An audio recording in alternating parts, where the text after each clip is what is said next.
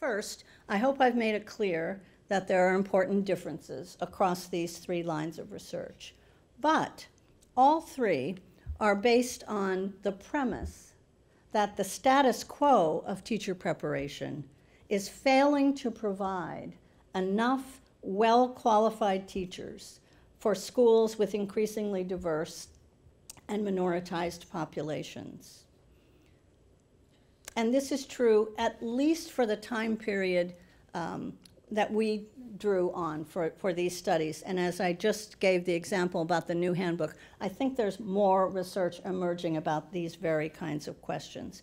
But as I've shown, the studies within these three lines of research understand and respond to the failure of the status quo very differently.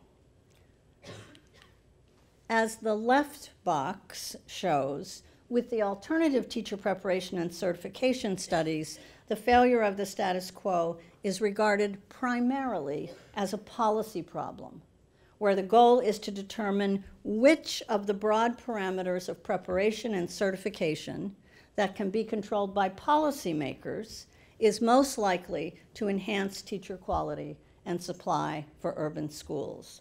In contrast, with the studies about preparing white teacher candidates in the middle, the equity and diversity, or the failure of the status quo is seen as what I'm calling a learning problem, in contrast to a policy problem. That means that the problem for teacher education is understanding and constructing the context within which white teacher candidates can learn knowledge and skills and can retain those knowledge and skills after they leave particular courses. The studies about recruiting teacher candidates of color in the far box are something of a hybrid. They see the failure of the status quo as a local institutional level policy problem that also involves constructing the conditions and contexts that support teacher candidates' learning. Despite the differences in the second and third, they also have a lot in common, which I hope you've noticed as we've talked. And they are markedly different from the studies on the far left. In fact, much of the research to the left and to the right of this pink line I've drawn here has grown up in what we described in our review as segregated research spaces as a result of profound differences in researchers' purposes and disciplines, their positionalities as insiders or outsiders to the professional teacher education community, their larger political and policy agendas, and the extent of available resources and infrastructure and funding. The studies in the first box have way more have had way more funding over the years. Many of the studies in this left-hand column are consistent with the dominant approach to education reform, including many of the assumptions are made. I'm not going to say more about that now. Perhaps people will want to have discussion about that. And the other ones are much less consistent with the dominant education reform movement. With that said, I just want to make two other critical points about all three of these lines of research.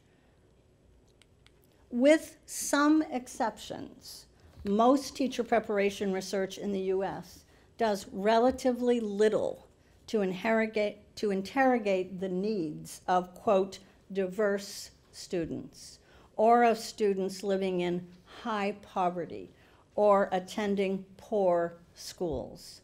The studies in the first line don't attend much to these issues at all, but the studies in the second often use the language of diversity or multicultural very generally as a kind of undifferentiated code for these issues, but without elaborating or really unpacking them. This is true to a certain extent of the studies in the third line as well.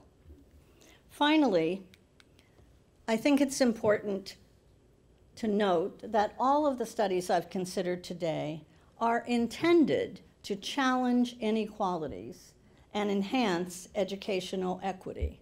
However, in many of the studies, as I've noted, educational equity is constructed as increased access to good teachers without interrogating the existing social and material relationships that created inequitable access to teachers and knowledge in the first place.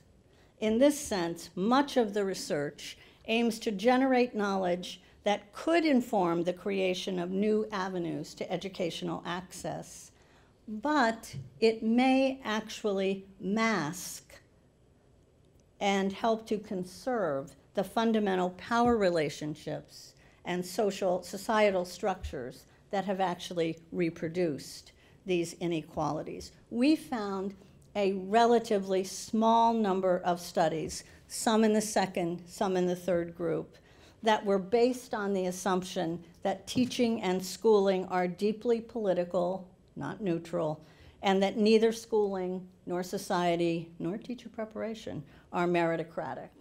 To the contrary, they assumed that schools and teacher educators are complicit in the construction of students from minoritized groups as deficient, and thus complicit in the reproduction of inequalities. There were very few studies that really did that kind of heavy critique. Very few of the studies unpacked the concept of poverty in detail or examined the preparation of teachers in relation to those issues. I think we need much more research along those lines. This can be conducted from many different approaches using many different research designs, but I think it must deeply acknowledge the impact of social, cultural, and institutional factors, particularly poverty, on teaching, learning, and teacher education. Thank you.